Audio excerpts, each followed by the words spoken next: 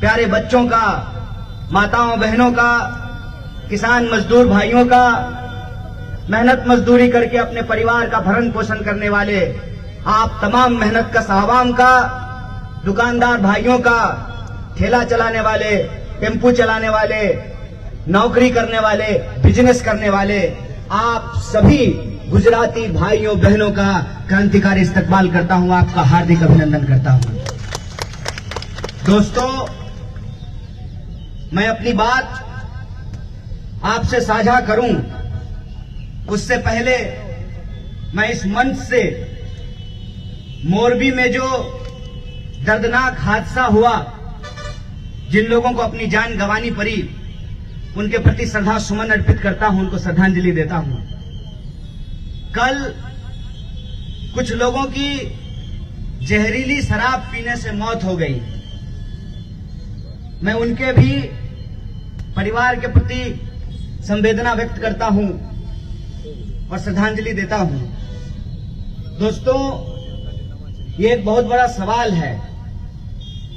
गुजरात में शराबबंदी है, तो सवाल यह है कि शराब कहां से आ रहा है, इस पर विचार कीजिएगा।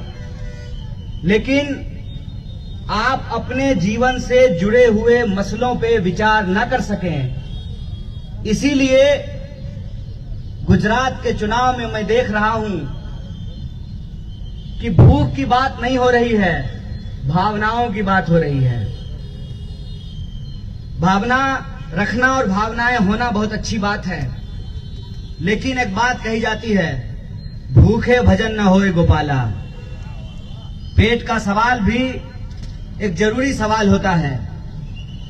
और मैं बिहार से आता हूं, इस शहर में भी कई ऐसे लोग हैं जो बिहार और उत्तर प्रदेश से चल करके रोजी रोजगार के लिए इस शहर में रहते हैं और काम करते हैं। मैं जानता हूं कि लोगों के लिए रोजी रोटी कपड़ा मकान का सवाल कितना बड़ा सवाल है। मुझे मालूम है कि बड़ी मुश्किल से माँ बाप अपना पेट काट करके अपने बच्चों को पढ़ाते लिखाते हैं, महंगी शिक्षा खरीदते हैं, जो उनके औकात से बाहर की शिक्षा है उसको अपने खून पसीने की कमाई से खरीदते हैं, अपने बच्चों को पढ़ाते हैं, इस उम्मीद में कि बच्चे को एक दिन नौकरी मिलेगी, बच्चा हमारे जीवन का कायाकल्प करेगा। हकीकत यह है कि शिक्षा हम ले लेते हैं बड़ी मुश्किल से, और बहुत सारे लोगों को शिक्षा मिलती भी नहीं है। शिक्षा लेने के बाद उम्मीद में लोग टकटकी लगाए रहते हैं कि कब वैकेंसी निकलेगी, कब एग्जाम होगा, और परिणाम क्या होता है? पहले तो वैकेंसी नहीं आती है, वैकेंसी आती है तो एग्जाम सही टाइम पे नहीं होता है। एग्जाम अगर सही टाइम पे हो जाए तो एग्जाम में धांधली होती है, प्रश्न पत्र लीक हो जाता है। पूरा का पूरा हमारा जीवन रोजी रोटी के गंभीर सवाल से गुजर रहा है। लेकिन आप ये महसूस करेंगे कि आपके जीवन के रोजमर्रे का जो सवाल है उसको राजनीतिक विमर्श से गायब कर दिया गया है, उसको चुनाव से हटा दिया गया है। मैं जब रास्ते से आ रहा था तो मैंने अपने साथी को पूछा कि ये जो पुल है ये कितने साल से बन रहा है? उन्होंने कहा 5 साल से बन रहा है। 5 साल से, 5 साल में वही लोग दोबारा जो 2017 में सरकार बनाए थे वो 2022 में सरकार बनाने के लिए आपसे वोट मांग रहे हैं, लेकिन 5 साल में उनसे पुल नहीं बन पा रहा है। इसको सोचिएगा, इस पे विचार कीजिएगा कि जब चुनाव हो रहा है तो आपके मसले क्या हैं।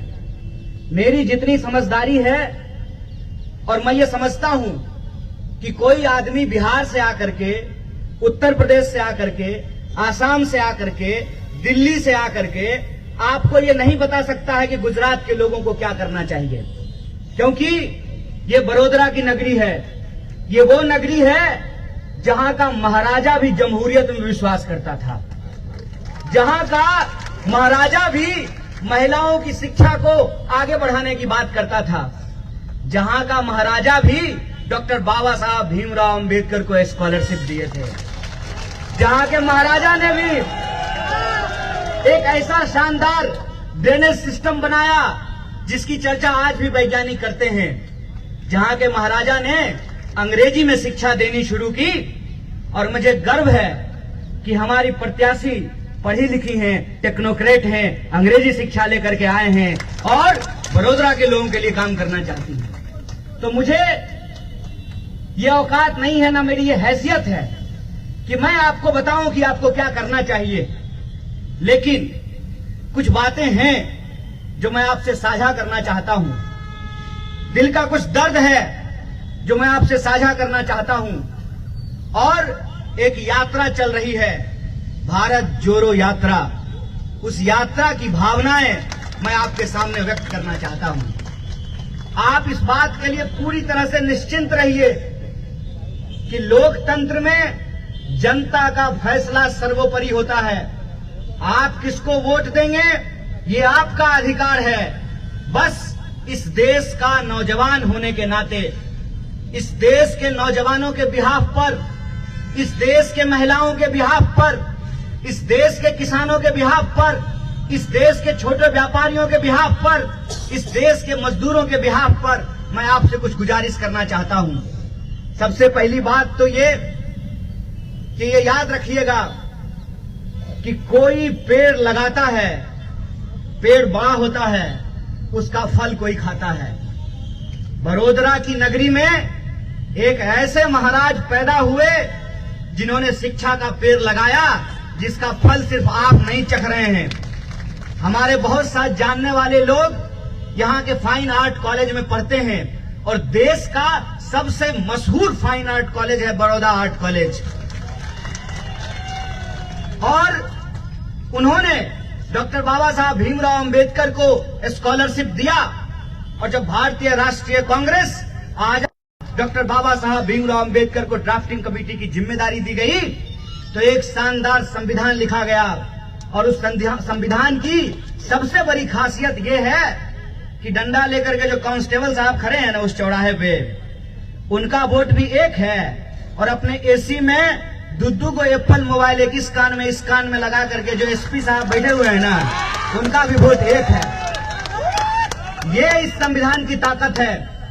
ये इस संविधान की ताकत है कि आप भले अपने घर में अपने महिलाओं को बराबरी का अधिकार ना देते हो, लेकिन संविधान ने महिलाओं को भी वोट का अधिकार बराबर किया है। क्या साहब, आपका वोट एक और मैडम का वोट, जो लोग कुर्सी पे बैठे हैं उनका वोट और जो लोग खड़े हैं उनका वोट, जो अमीर है उसका वोट, जो गरीब है उसका वोट। ये वोट का जो अधिकार है इस देश में सबसे बड़ी क्रांति है, इस बात को याद रखिएगा। अगर ये वोट का अधिकार इस कार में जाने वाले का एक नहीं होता और उस स्कूटी पर जाने वाले का एक नहीं होता तो नेता सब हेलीकॉप्टर लेकर के आपके बड़ोदरा शहर में नहीं आता। ये वोट का अधिकार है, ये वोट का अधिकार है कि सरकार जो अहमदाबाद के रेड सिग्नल से कभी आगे नहीं बढ़ती है, उसको भी इस 5 साल से नहीं बनने वाले पुल से गुजरना पड़ता है। ये वोट का अधिकार है जिसने इस देश के आम लोगों को यह अधिकार दिया है कि आप 5 साल के लिए सरकार चुनिए। 5 साल अगर सरकार काम नहीं करती है, उसका रिपोर्ट कार्ड बनाइए। अगर आप उसके काम से सहमत नहीं हैं, तो सरकार को आप पलट दीजिए। यही फर्क होता है ना। और आपके महाराज सर गायकवाड़ जी इस बात को समझते थे, राजा का बेटा राजा होगा, ऐसा कानून अब इस देश में नहीं है। जनता जिसको राजा बनाएगी वो राजा होगा और जनता जिसको नहीं बनाएगी वो राजा नहीं होगा। लेकिन आपने एक बात महसूस किया है, यहां हमारी माताएं बहनें बैठी हुई हैं, रोटी पकाते हैं, हम भी पकाते हैं, हम अपना खाना खुद बनाते थे। रोटी को अगर आप 27 मिनट छोड़ दीजिएगा एक ही तरफ तवे पे, तो रोटी क्या होगा? आप 27 मिनट रोटी छोड़ देंगे तो रोटी जल जाएगा। आपने 27 साल सरकार छोड़ दिया है। इसका नतीजा क्या हुआ है? इसका नतीजा यह हो गया है कि आपके वोट के अधिकार को, जो सबसे बड़ी क्रांति थी आजाद भारत की, उसको टेकन फॉर ग्रांटेड लिया गया है। टेकन फॉर ग्रांटेड जानते हैं क्या होता है? दो तरह का ग्लास होता है, शीशा का ग्लास और स्टील का ग्लास। शीशा का ग्लास लोग बड़ा आराम से रखता है कि कहीं फूट ना जाए, और स्टील का ग्लास जैसे मन करता है वैसे फेंक देता है। मसला यह है कि जब गुजरात में चुनाव हो रहा है ना साहब, तो अलग अलग पार्टी अलग अलग उद्देश्य से चुनाव लड़ रही है। भाजपा चुनाव लड़ रही है अंतर्राष्ट्रीय पार्टी बनने के लिए, क्योंकि प्रधानमंत्री अब लोकल नहीं रहे। प्रधानमंत्री अब लोकल से नेशनल हो गए हैं और नेशनल से इंटरनेशनल हो गए हैं। आप क्या कर लीजिए। भाजपा का मेरा एक दोस्त बोला, जानते हो मोदी जी के अंदर इतना ताकत है ना कि मोदी जी यूक्रेन और रूस का युद्ध बंद करवा दिए। हम बोले हमको गर्व है, हमको गर्व है कि हमारे प्रधानमंत्री अब नेशनल नहीं ग्लोबल हो चुके हैं। लेकिन मेरा प्रश्न यह है कि प्रधानमंत्री जी के राज्य में इतना बड़ा हादसा हो गया, घड़ी बनाने वाली कंपनी को पुल बनाने का ठेका दे दिया गया। आप बताइए, आपके दिमाग में कोई प्रॉब्लम है तो आप लीवर के डॉक्टर से इलाज करवाते हैं कि न्यूरोलॉजिस्ट से इलाज करवाते हैं? घड़ी बनाने वाला पुल बनाएगा तो हादसा होगा कि नहीं होगा? जिसको कार नहीं चलाने के लिए आता है उसको आप हवाई जहाज उड़ाने के लिए दे दीजिएगा, एक्सीडेंट होगा कि नहीं होगा? तो इस गुजरात में ना दो तरह के वोट हैं, इस बात को याद रखिएगा। एक वोट है जो मोरबी में घटना हुई उस घटना को सही ठहराते हैं, और एक वोट है जो मोरबी की घटना में सरकार की लापरवाही ठहराते हैं। आपके सामने भी यही दो विकल्प है। जो सरकार की लापरवाही को नहीं मानते हैं, एक तरफ वो लोग हैं, उनको आप कितना भी समझा लीजिए वो समझने वाले नहीं हैं। एक कहावत कही जाती है कि सोए को आप जगा सकते हैं और सोने का जो नाटक करता हो उसको आप नहीं जगा सकते हैं। सुबह सुबह स्कूल जाने का टाइम होता है, बड़ी आलस होती है बच्चों की, तो कुछ तो बच्चा जो है दो बार मां जब झकझोरती है तो उठ करके तैयार होने लगता है, और कुछ जो है ना ऊं करते रहता है। जो सोने का नाटक कर रहा है उसको आप नहीं जगा सकते हैं, लेकिन जो जागना चाहते हैं उनको इस प्रश्न पे विचार करना पड़ेगा कि अगर दो तरह के लोगों के बीच में यह संघर्ष है, एक जो हर हाल में सरकार को सही ठहराते हैं। 27 साल हो गया है साहब, 27 साल होने के बावजूद जिनके सपने में आज भी भारतीय राष्ट्रीय कांग्रेस ही आ रहा है, सारे भाजपा के नेताओं का भाषण सुन लीजिए, उनके जुबान से भारतीय राष्ट्रीय कांग्रेस का नाम छूट ही नहीं रहा है। आप सोच करके बताइए, ये नौजवान, कितना उम्र है तुम्हारा? 22। कांग्रेस का सरकार देखे हो गुजरात में? नहीं देखे हो ना। 27 साल से भाजपा का सरकार है ना। एक पूरी की पूरी पीढ़ी गुजरात में ऐसी पैदा हो गई है जो कांग्रेस का सरकार देखी ही नहीं है। उस मौलाना कोई राजनीतिक आपको अंधेरे का डर दिखाता है ना, तो वो असल में अपनी कंपनी का टॉर्च बेचना चाहता है। हमको, बड़ोदरा के लोगों को इस बात का गर्व होना चाहिए कि जब देश में लोग शिक्षा के बारे में सोचते भी नहीं थे, इस देश का इतिहास ऐसा रहा है कि शिक्षा लेने के चलते द्रोणाचार्य ने एकलव्य को तो शिक्षा दिया भी नहीं था, लेकिन बदले में उसका अंगूठा काट लिया था। शिक्षा का महत्व जो राज्य समझता हो तो शिक्षा इंसान को अंधेरे की तरफ नहीं, प्रकाश की तरफ ले जाता है, ज्ञान की तरफ ले जाता है। आप सोच करके हमको बताइए, 27 साल से भाजपा की सरकार है और भाजपा उसी मुद्दे पे वोट मांगने के लिए तैयार है। यह प्रश्न आपको सोचना चाहिए ना, कि जब आप अपना मोटरसाइकिल लेकर के पेट्रोल पंप पे जाते हैं, 100 रुपए लीटर में आप पेट्रोल खरीदते हैं, 10 रुपये यूनिट में जो है आप बिजली खरीदते हैं। हर चीज, शिक्षा से लेकर के, स्वास्थ्य से लेकर के, सड़क से लेकर के, बिजली से लेकर के पानी तक, हर चीज को आप खरीदते हैं। नई सड़क बनेगी, सड़क बनने से पहले टोल बूथ लग जाता है। सड़क का काम कंप्लीट होने से पहले टोल का वसूली शुरू हो जाता है। हर चीज के लिए हम सरकार को टैक्स दे रहे हैं। बदले में सरकार हमको क्या दे रही है? बदले में सरकार हमको जुमला दे रही है। जब चुनाव हो रहा है तो चुनाव इस सवाल पे होना चाहिए ना, कि जब कोरोना था तो अहमदाबाद के सिविल अस्पताल में लोगों को ऑक्सीजन का सिलेंडर नहीं मिल रहा था, लोगों को बेड नहीं मिल रहे थे। जब चुनाव हो रहा है तो इस सवाल पे होना चाहिए ना, कि घड़ी बनाने वाली कंपनी को पुल बनाने का ठेका क्यों दिया गया है। सवाल इस पे होना चाहिए ना, कि क्यों सरकारी स्कूलों को बंद किया जा रहा है। सवाल इस पे होना चाहिए ना, कि गुजरात पुलिस में 2 तरह के फोर्स हैं, एक वो जो परमानेंट हैं, एक वो जिनको ठेके पे बहाल किया गया है।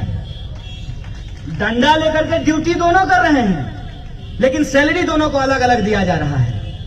सवाल इस पे होना चाहिए ना, यहां बुजुर्ग लोग बैठे हुए हैं, कि आपने अपनी पूरी जिंदगी सरकार और समाज की सेवा में लगा दी, और आज जब बुढ़ापा है तो आपके पास पेंशन की गारंटी नहीं है। सवाल इस पे होना चाहिए ना, कि गुजरात के किसानों को भी उनके फसल का दाम क्यों नहीं मिल रहा है। सवाल इस पे होनी चाहिए ना, कि किसान को टमाटर का दाम मिलता है 5 रुपया और हम टमाटर खरीदते हैं 50 रुपए में। ये जो हमारे बुनियादी सवाल हैं, इसको राजनीति से गायब कर दिया गया है। तो मैं आपको सिर्फ इतना कहने के लिए आया हूं, मैं आपसे आपका वोट मांगने नहीं आया हूं। मैं सिर्फ आपसे ये अपील करने के लिए आया हूं कि आप सरदार वल्लभ भाई पटेल की धरती के महान लोग हैं। आप मोहनदास करमचंद गांधी की धरती के महान लोग हैं। वो मोहनदास करमचंद गांधी जो चंपारण में जाकर के किसानों की मुक्ति के लिए लड़े थे, मैं उसी बिहार से आता हूं। मैं आपसे ये अपील करने के लिए आया हूं कि आप जो फैसला लेते हैं, सिर्फ गुजरात नहीं, पूरा देश आपको फॉलो करता है, इस बात को याद रखिएगा। आपने ही एक लोकल आदमी को नेशनल और नेशनल से ग्लोबल बनाया है। आपके ही नाम पर गुजरात मॉडल के नाम पर 300 से ज्यादा सीटों की सरकार दिल्ली में बनी है। तो मैं आपसे यह आग्रह करने के लिए आया हूं कि गुजरात जब सोचता है तो सिर्फ गुजरात ही नहीं, पूरे देश में परिवर्तन होता है।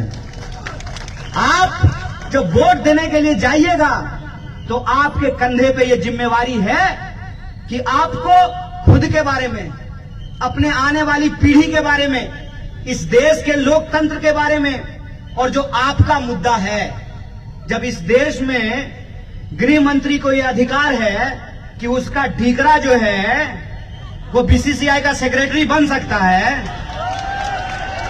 तो क्या इस देश के आम लोगों को यह अधिकार नहीं है कि वो अपने रोजी रोटी के सवाल पे विमर्श करें, वो अपने रोजी रोटी के सवाल पे फैसला लें?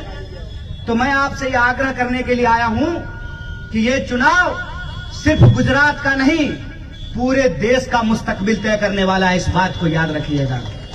इसीलिए मैं आपसे यह आग्रह करता हूं, मेरा अनुभव बहुत छोटा है, मेरा उम्र भी कम है, लेकिन यहां जो अनुभवी लोग बैठे हैं वो इस बात पे विचार करें और सोच करके बताएं। भारतीय राष्ट्रीय कांग्रेस 2017 में भी भाजपा को हरा करके, गुजरात की जनता को जिता करके सरकार बनाने के लिए चुनाव लड़ रही थी।